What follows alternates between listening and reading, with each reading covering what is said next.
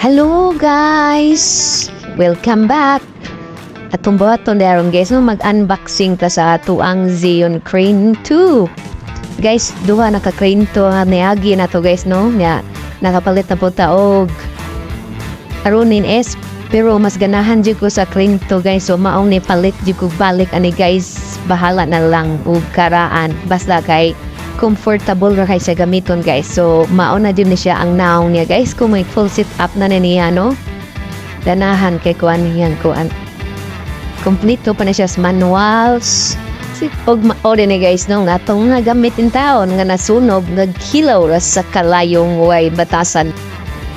Og mauna ni siya ang final nato ma-sit up guys. Pina film tirada ba.